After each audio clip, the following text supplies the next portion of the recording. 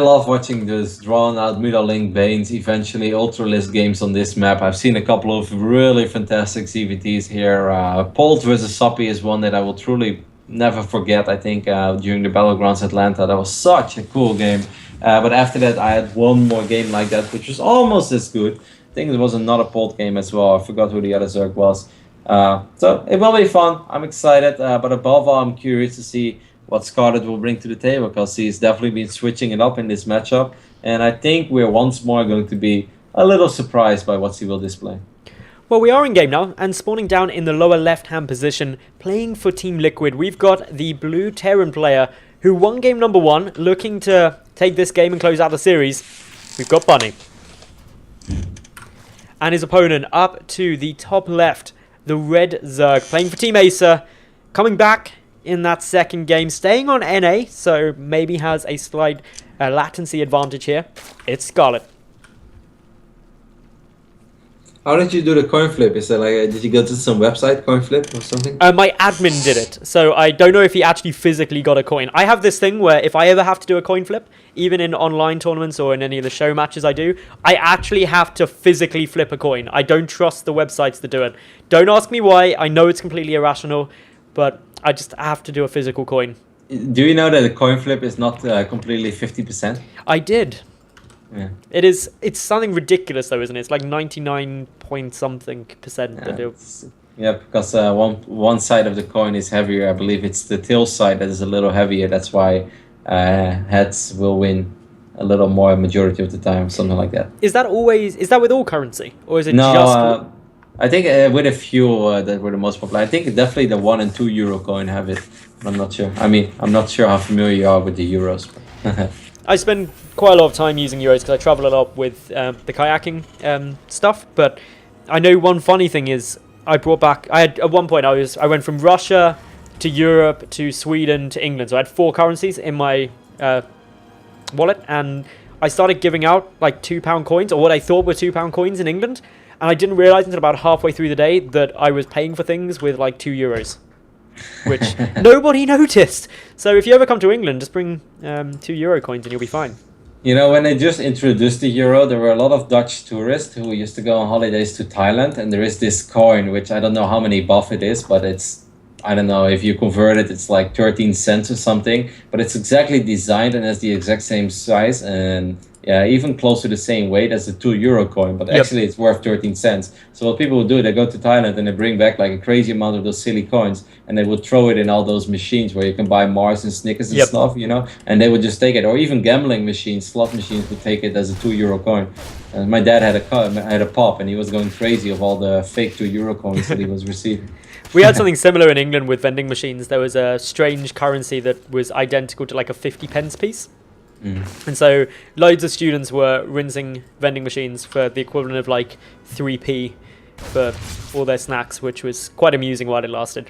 Anyway, a bit about the game that we're watching here. Nothing too crazy is going on. We got 2 Reapers, Hellion follow-up coming down from Bunny here. Scarlett, on the other hand, grabbing out those 2 gases now.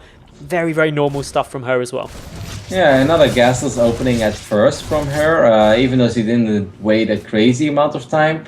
That's actually, like, I feel that those extractors are going down a little quicker than they normally would for a gasless opening. So I really wonder where he is going to go with this. And of course, he's taking both in a natural as well, which is a little harder to scout for Bunny.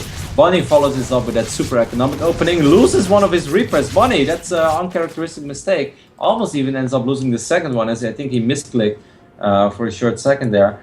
It's really important that he is going to pick up on these 2 extractors that are mining in that in-base natural Scarlet, because those are very, very difficult to scout. We'll see. Oh, the second Reaper gets taken down as well there, Roddy. That is... Wow. Okay, really, I didn't even see that. That's really irritating. Losing both of your Reapers at this stage, it massively reduces how effective the follow-on Hellions are, because you need the Reapers in that composition to soak up some of the Queen Fire, because they can back away and then regenerate up their health with their combat drugs passive. But now with just the Hellions...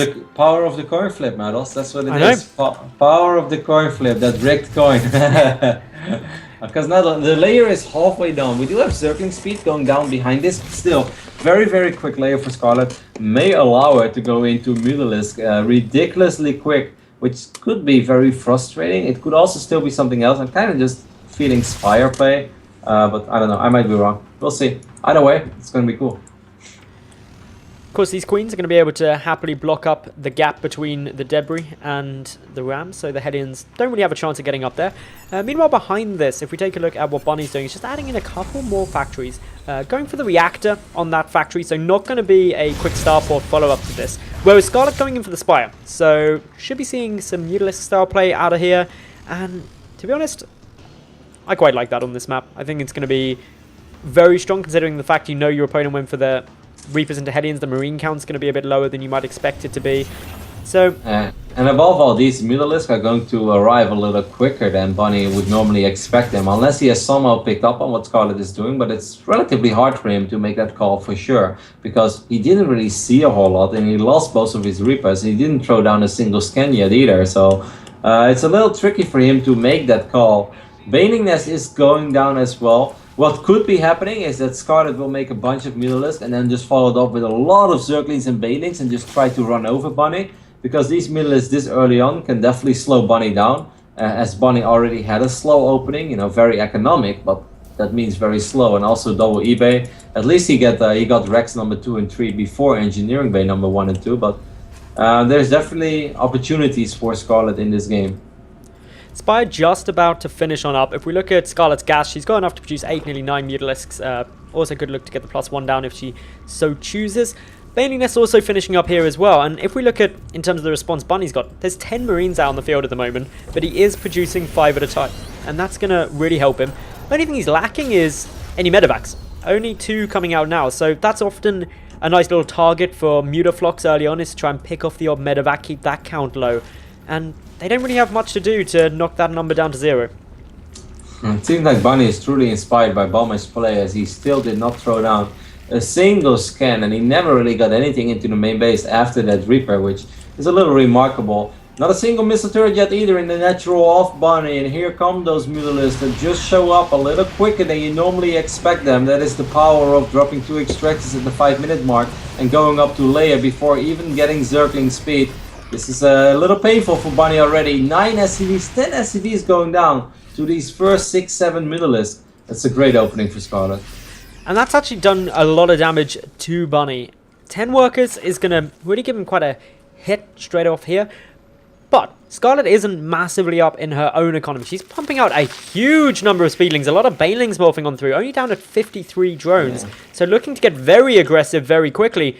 I mean, I'm feeling kind of proud now, because that's sort of what I expected, and it's sort of what I mentioned roughly 2 minutes ago. This is a really cool play, and this can definitely work. It's like those Mutalisks did a good job in slowing Bunny down, and Bunny already had a slow opening. He does have quite a few Marines though, and of course there is no creep here, so he could still split his units properly. But maybe if the Zerglings can get us around, there are a few Hellbats in the mix. This definitely has to do a lot of damage / win the game. Ooh, she's using a lot of her Banelings on those Hellbats. That could be a mistake, but perhaps he just has too much. There's just a lot of Zerg here at the moment. A huge number of the Marines are taken down, but as you said, many of the Banelings eliminated on their Hellbats. More morphing through here. Scarlett looking to continue this on.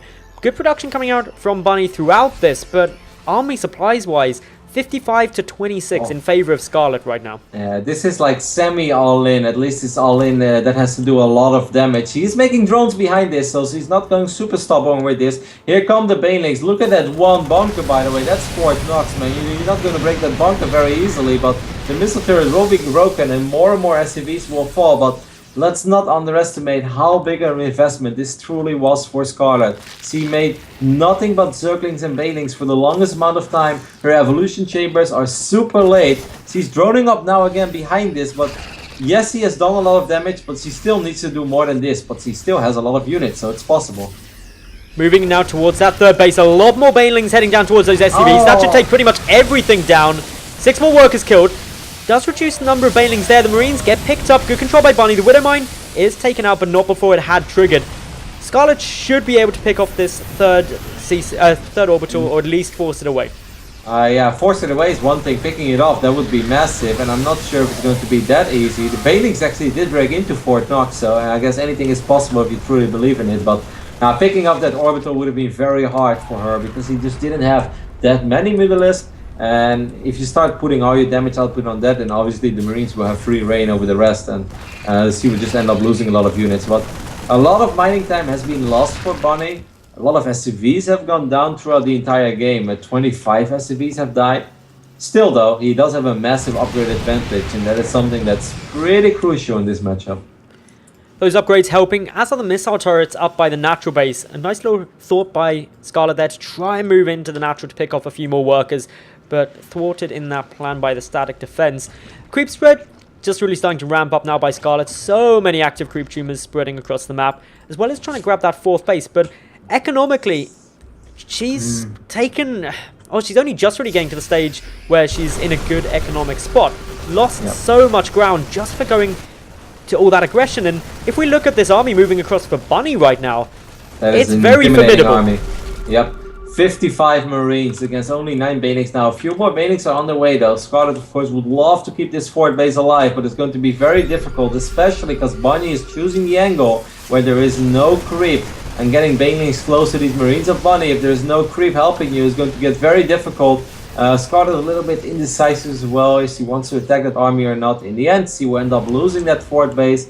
And I love how you pointed it out, Metals. It looks like Scarlett is in a fantastic economic position. You know, you look at the working count and you see 81 drones against 49 SPs. Wow, that's amazing. But that only happened in the last 2 to 2.5 minutes in this game. So it's very, very deceiving and doesn't really represent the true state of the game and even the economic state of this game. The Mutalisks again trying to get a little bit of damage down, but this is good missile turret coverage. Upgrades are currently 2-2 up against 0-0, although 1-1 soon to kick in for Scarlett, but an upgrade lead is still present for Bunny, which is really helping him here. Quite a few of those Banelings detonating up onto the Marauders. Good focus fire again by Bunny, who's pushing on in. 117 army supply to 86. This is the engagement though. Scarlett gonna be trying to get those Baneling connections. Good splitting by Bunny. That was beautiful. Beautiful. Really, really beautiful army control there by Bunny. Indeed, those were Korean level splits right there. Bunny once more showing us why he is one of the best performing non-Koreans over the last few months. Just excellent, excellent army control there. Was under a lot of pressure early on, but he bounced back. And as soon as you put this guy in a good position, he knows how to work with it. Scarlett does still have a lot of Banelings and Zerglings over here though, but of course he already took so much economic damage. Still, impressive hold in the end, but doesn't take away that those were indeed very beautiful splits. The 4th base is back up for Scarlett, so while she did lose a good number of workers, she should be able to get those back relatively soon, but she can't immediately. Having to produce a couple of Zerglings out in the immediate time to mainly replenish the Baneling count in case there's a follow-up push from Bunny. And of course, that follow-up push is already well in the making. The rally point coming across from all those racks, so much infantry making that slow advance forward, and my money would be on this 4th base being the main target of our Terran player here. And Scarlett is getting +2 flyer attacks as well, but she only has 7 Mutalisks, so I don't think that's extremely useful. Of course, if this game drags on, then it will eventually be nice little useful. counter-attack here. Sorry to interrupt you there. Exactly, this is a brilliant counter-attack. Widowmine does not get the shot that Bunny was hoping for. Second one is a little bit better, still not fantastic. She burrowed a couple of Banelings on top of the ramp medals. I am not sure if Bunny was paying attention. No, he wasn't. That was a beautiful move, knocking out a lot of that infantry. Scarlett is able to get a huge amount of damage done there. Wow. Only picking off 3 SCVs, but a lot of this infantry did manage to die. It actually forced Bunny to pull back, and I'd say that's the biggest win there for Scarlett, is she bought herself time, and that's what she really needs here. Didn't want that push coming through. Couldn't agree more. Really well said. Bunny scanned and he sees that fort base is down. There are still a couple of burrowed Zerglings in his middle line as well. So the moment he decides to move out, Scarlett is again going to be buying more time for herself. I really thought that this game was close to ending, but I underestimated Scarlett's ability of just not dying and never giving up. Of course, 3-3 Marines will still make this tricky, but I really feel things are going her way right now. That she's the one dictating the pace of this game. These units are trapped in the left top side of the map. The Zerglings in the main base are picking up SCVs again. Scarlett, sick. This is really well done. Wow. She's even got units defending over at this 4th base from the single drop that was coming across. Bunny isn't really making much progress here. He took more loss, actually only took losses there really. Still losing less than Scarlett overall, but he's down at 48 SCVs. Finally being able to float over this 4th command center. But Scarlett battling back into this game in a very impressive fashion, considering I definitely thought she was on the brink of defeat a long time ago with that little push across. Yep. Yep, after that first engagement where she used all of her Banelings, and it just seemed that Bunny still had so many bio units alive. It really almost seemed like it was the end. And, you know, it's kind of difficult to say what is the true state of this game. I kind of still like Bunny's position. I thought that would have gone worse for him. He lost a couple of units on the left top side. Of course, there is still the drop on the top side of the map as well. Scarlett, again, is going to try to counterattack, but these are 3-3 bio units. You want to be careful how you engage those, because things can go very badly, very quick. But so far it looks promising. And again, she burrows a couple of Banelings on the ramp. This time Bunny is aware of it though. Bunny knocks those out nice and quick. Moves up into the main to try and deal with these Mutalisks. Down to the third base, a couple of Zerglings are actually having a bit of a field day. 22 SCVs have been taken down here. This is becoming quite catastrophic. There is a counter drop, but what can it really do? Well, it's actually doing quite a bit. Those are 3-3 Marines, and if he positions them better, they should be able to kill Zerglings for days. Banelings is a different story though. Still, it was an okay maneuver. Again, Scarlett burrowed a couple of Zerglings in the main, so he will unburrow them as soon as Bunny moves out. This is really a clinic of how to play ZvT when you're a little bit behind. Just counter-attacking, buying time for yourself. Awesome play by Scarlett. This is really exciting to watch. It's the burrow play, which I'm absolutely loving. Just burrowing these lings and then unburrowing them is causing Bunny quite a lot of problems. It's just picking off the odd reinforcement, able to take down a couple of additional workers each time. And I'd no longer say Bunny has an advantage here. If anything, Scarlett is now getting herself into a very strong spot. It's still 83 army supply against 68, but there are 17 additional Banelings morphing. Of course, with all of those Banelings, it should be enough. But it will all come down to this engagement. Look at this one Marauder. He's ready to soak up some Banelings, but Scarlett wants to prevent that from happening. There's still 9 Marines at a time being produced. You see, Nimbus creates some pretty epic little ZvTs. Worth noting that Scarlett is on equal basis to Bunny, but Bunny's down quite low in terms of the SCV count. He can make up for that with the muling. So even though the work count is heavily in Scarlett's favor, she's still not at this beautiful spot. 69 workers when you're 24 minutes in the game, never having really got up to the 70 plus mark, isn't ideal.